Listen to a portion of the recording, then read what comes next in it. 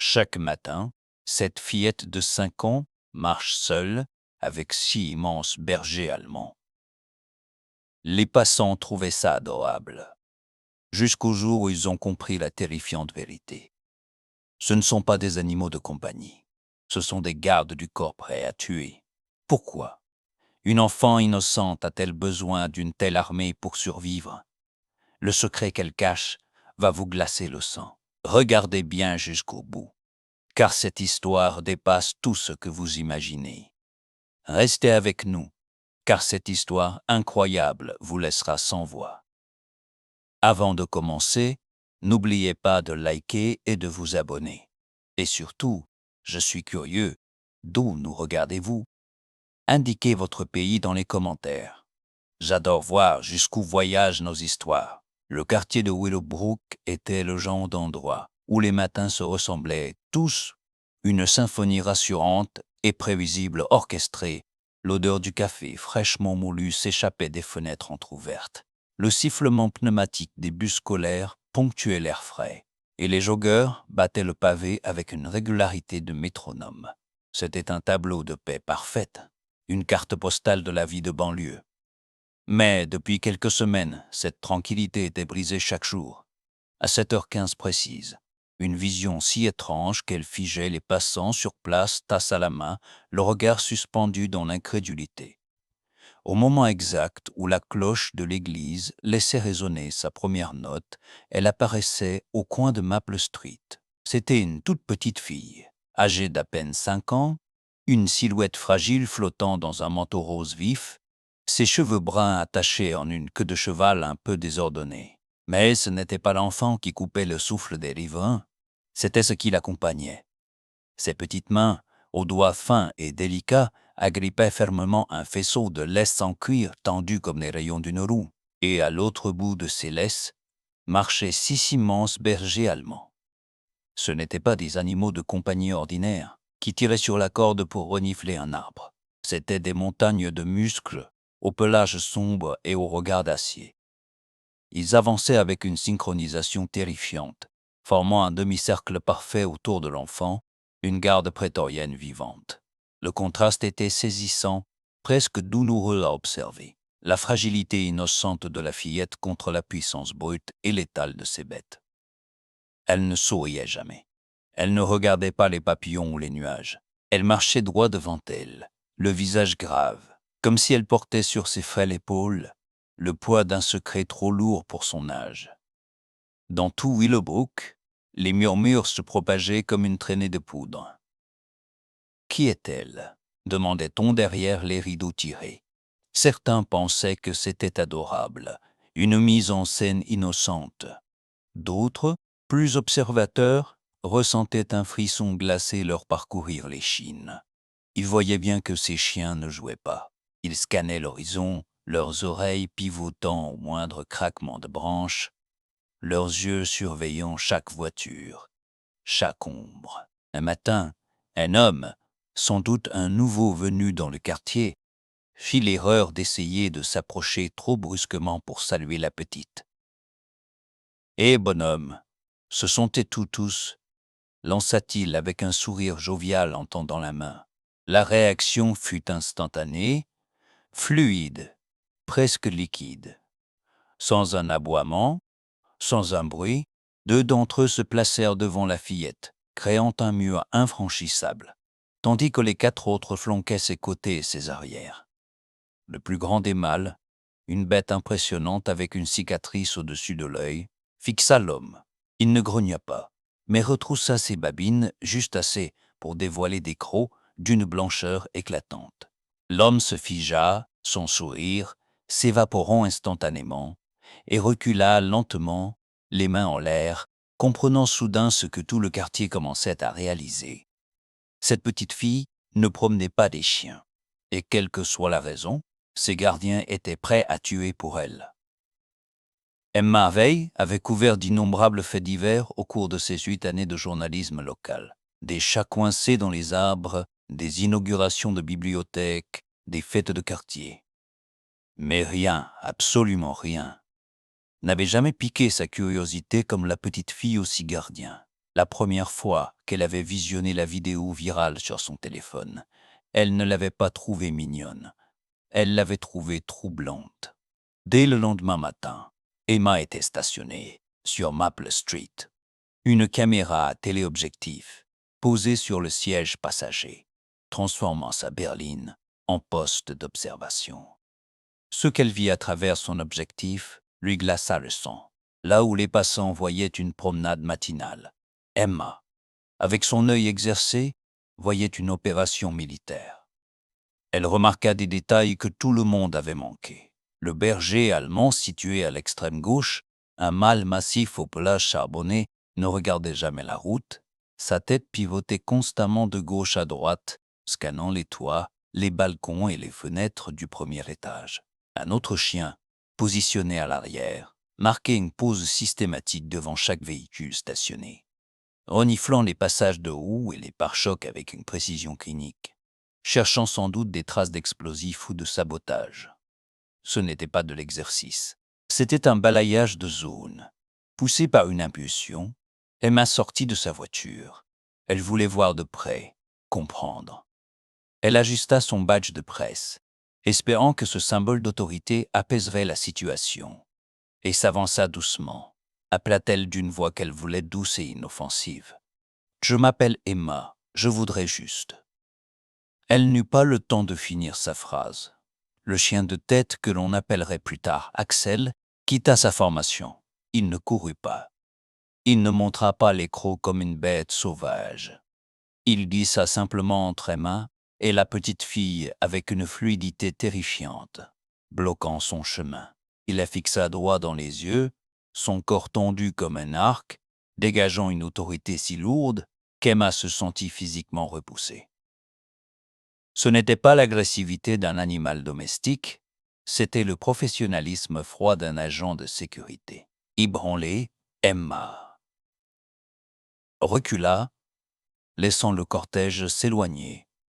Plus tard dans la journée, elle montra ces images brutes à M. Hawkins, un policier à la retraite qui passait ses journées sur son porche. Le vieil homme plissa les yeux devant l'écran de la caméra, son visage perdant peu à peu toute couleur.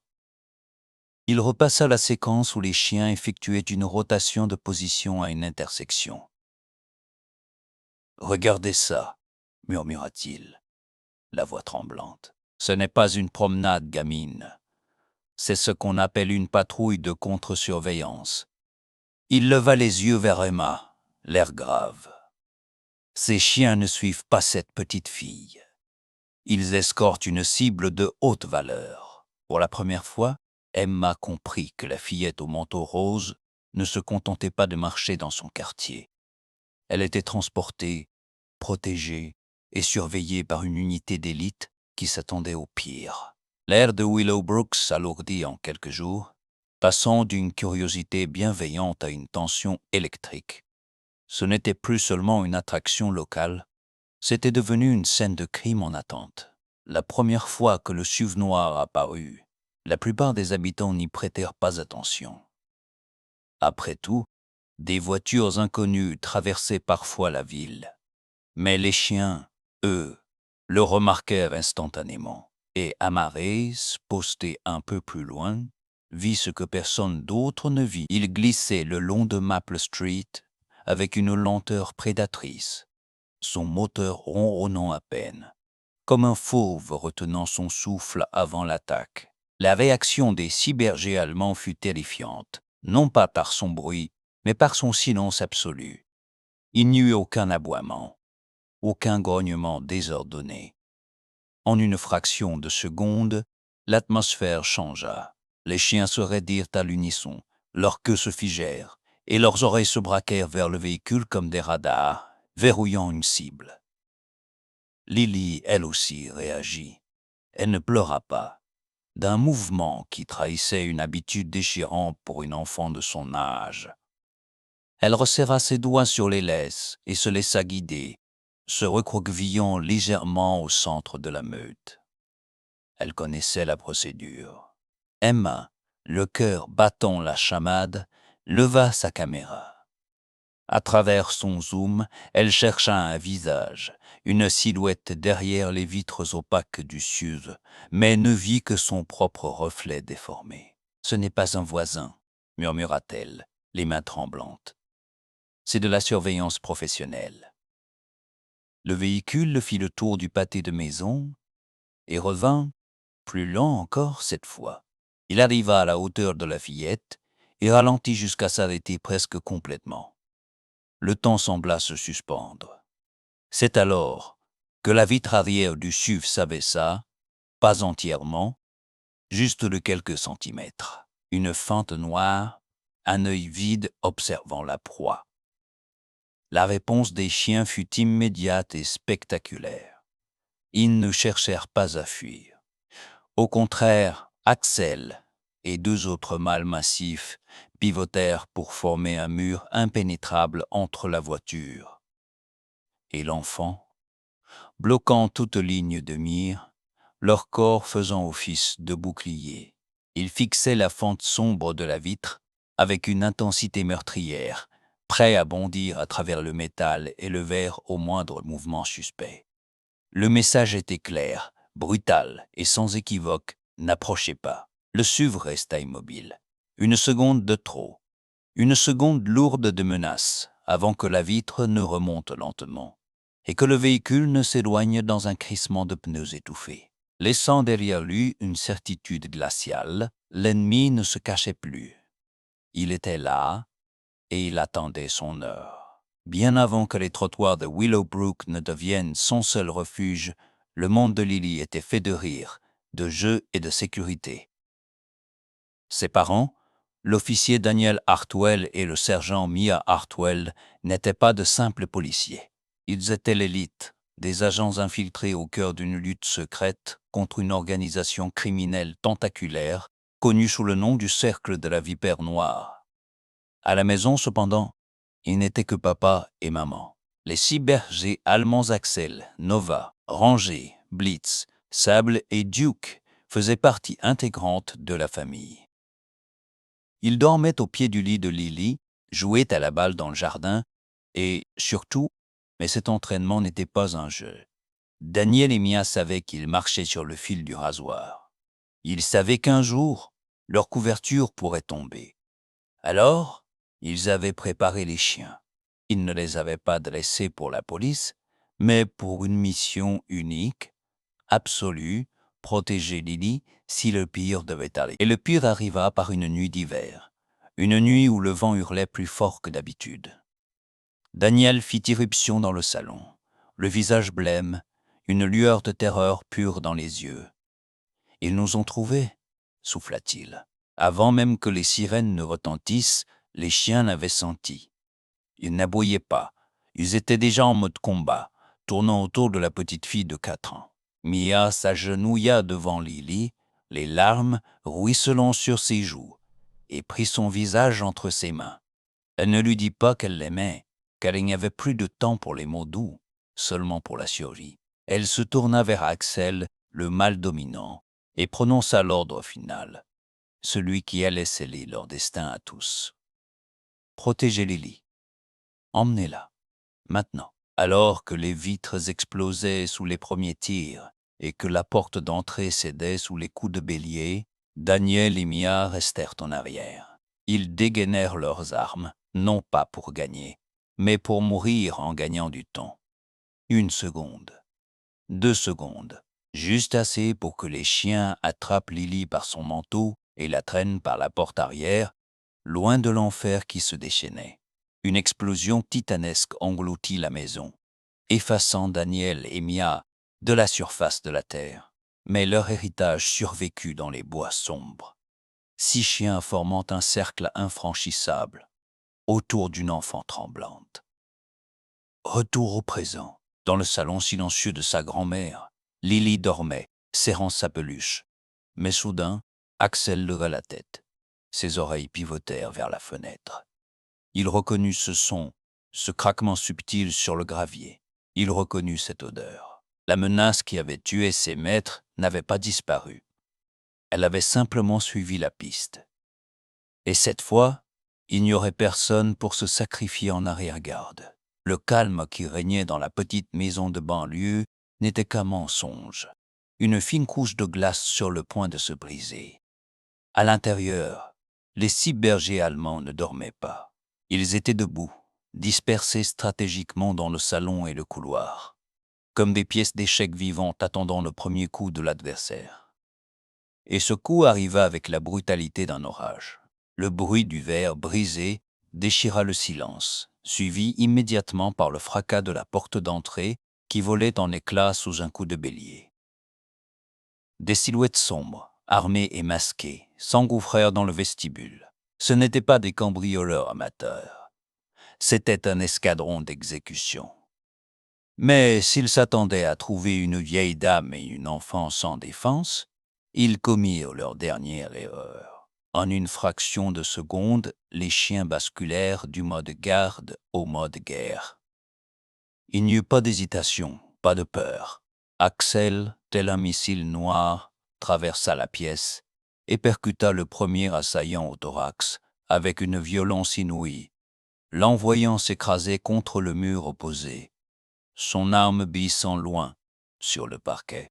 Blitz et Ranger, travaillant en tandem parfait, foncèrent sur les 2 hommes suivants, ciblant les bras armés avec une précision chirurgicale, leurs mâchoires se refermant comme des étaux d'acier. Le salon se transforma en un champ de bataille chaotique, mêlant cris de douleur, aboiements féroces et bruits de lutte. Pendant ce temps, Nova et Sable n'avaient pas rejoint la mêlée. Leur mission était différente. Ils poussèrent Lily et sa grand-mère vers le fond du couloir, formant un barrage infranchissable devant la porte de la chambre. Grondant les intrus, dépassés par cette résistance sauvage et coordonnée, paniquèrent. Les sirènes de police commençaient déjà à hurler au loin, se rapprochant rapidement. Ils battirent en retraite, laissant derrière eux une maison dévastée, des meubles renversés et des murs marqués par la violence de l'affrontement.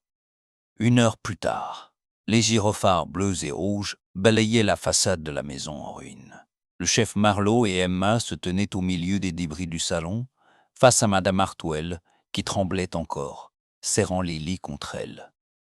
Les chiens, bien que haletants et couverts de poussière, avaient repris leur formation défensive autour d'elle. « Ce n'était pas un hasard, n'est-ce pas ?»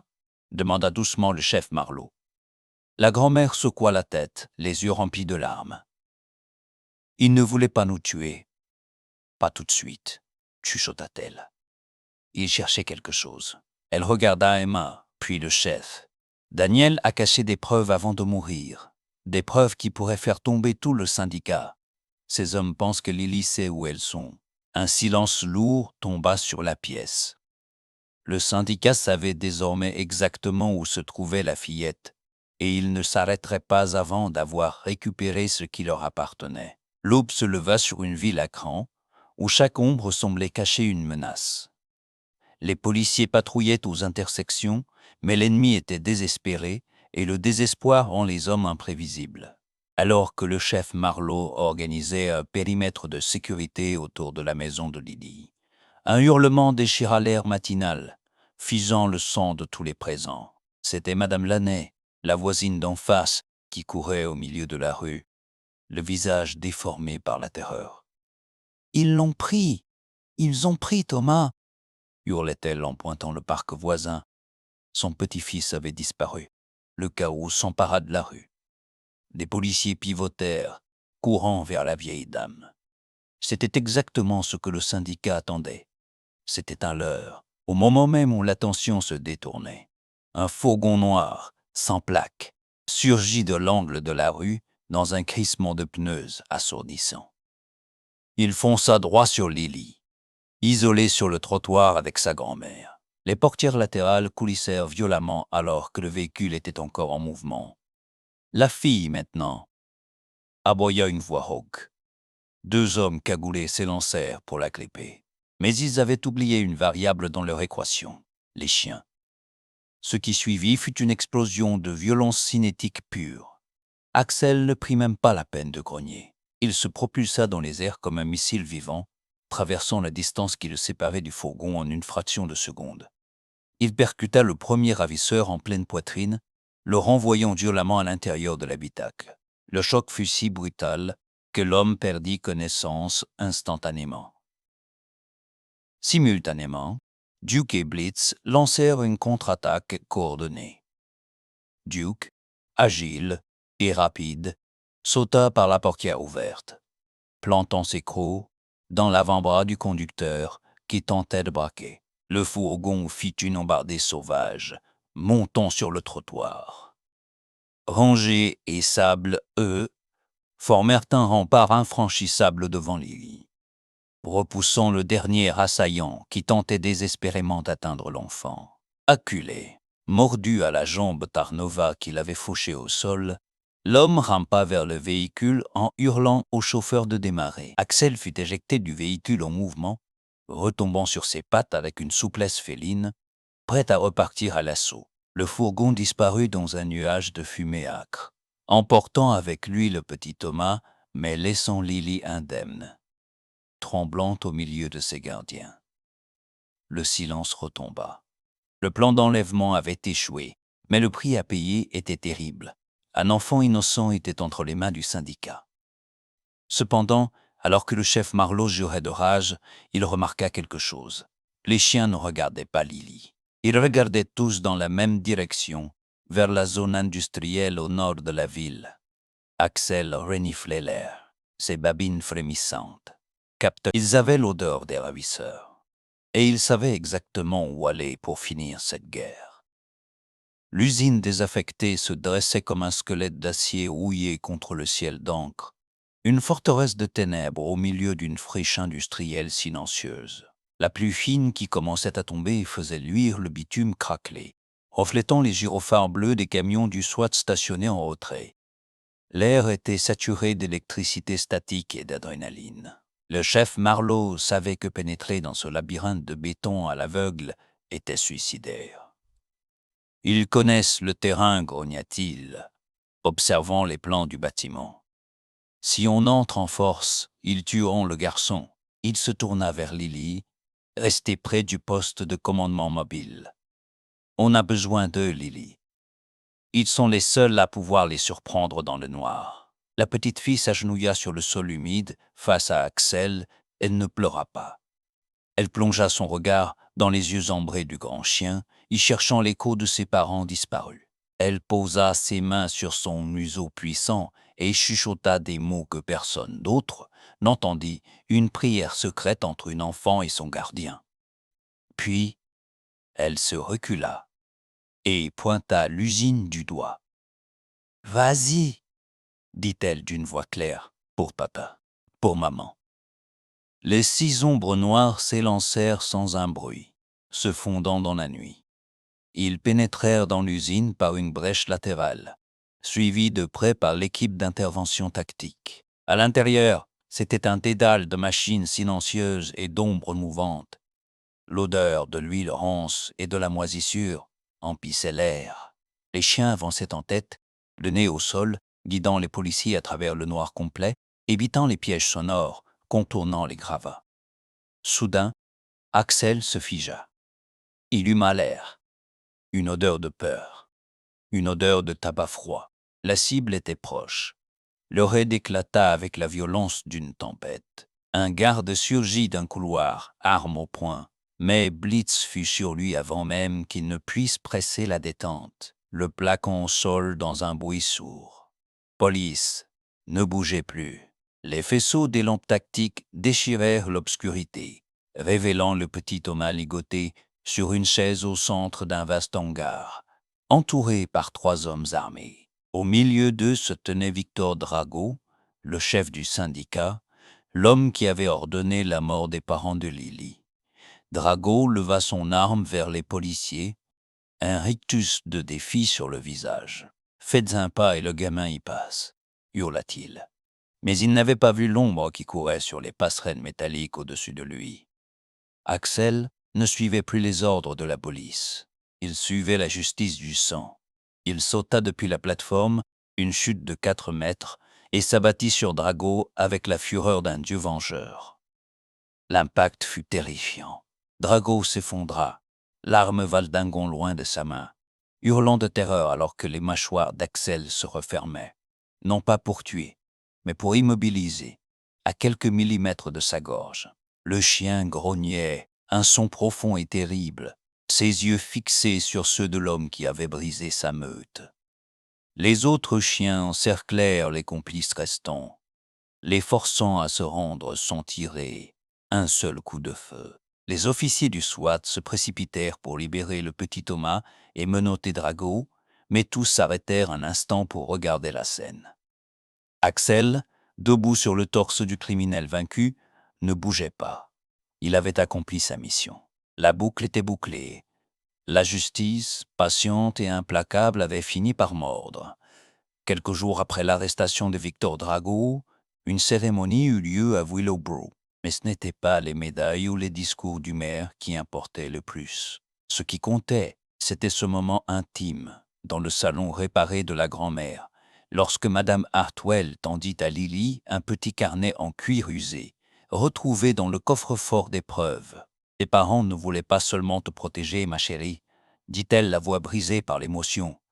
Ils voulaient être sûrs que tu ne serais jamais seule. » Lily ouvrit le carnet. À l'intérieur, l'écriture manuscrite de son père et de sa mère détaillait le profil de chaque chien, non pas comme des armes, mais comme des gardiens d'âme. À côté de la photo d'Axel, il était écrit « Le gardien, pour qu'elle se sente toujours en sécurité ».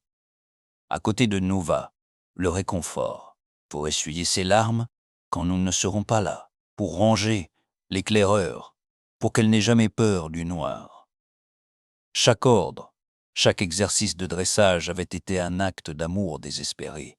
Lily leva les yeux, les larmes aux cils, et regarda ses 6 compagnons. Ils n'étaient pas simplement des chiens de police. Ils étaient les bras de ses parents, s'étendant par-delà la mort pour l'enlacer. Le lendemain matin, sous un soleil doux qui réchauffait enfin la terre, Lily se rendit au cimetière de la ville. Le cortège était le même qu'au début de notre histoire. La petite fille au manteau rose et ses 6 géants. Ils marchaient la tête haute, la queue battant l'air, paisible. Devant la pierre tombale de Daniel et Mia Hartwell, Lily s'assit dans l'herbe. Elle posa sa main sur le marbre froid. « On a gagné, chuchota-t-elle. Le méchant est parti, et vous aviez raison. Ils ont pris soin de moi. » Axel s'approcha et posa sa lourde tête sur l'épaule de l'enfant, poussant un long soupir de contentement. Autour d'eux, les 5 autres s'allongèrent en cercle, non plus pour parer une attaque, mais pour former une famille. Pour la première fois depuis des années, elle savait que la route serait longue, mais elle savait aussi qu'elle ne marcherait plus jamais seule. L'amour de ses parents était là, vivant, respirant et battant au rythme de 6 cœurs fidèles. Cette histoire nous rappelle que le véritable courage ne hurle pas toujours. Parfois, il marche silencieusement à vos côtés, prêt à tout sacrifier par pure loyauté. Si cette incroyable histoire de dévouement et d'amour inconditionnel vous a touché, et si vous croyez que les chiens sont bien plus que de simples animaux, faites-le nous savoir. N'oubliez pas de laisser un j'aime sur cette vidéo, de la partager avec vos amis. Et surtout, abonnez-vous à notre chaîne pour découvrir d'autres histoires vraies qui font battre le cœur. Dites-moi en commentaire quel est le nom de votre fidèle compagnon à 4 pattes. J'ai hâte de vous lire. À très bientôt.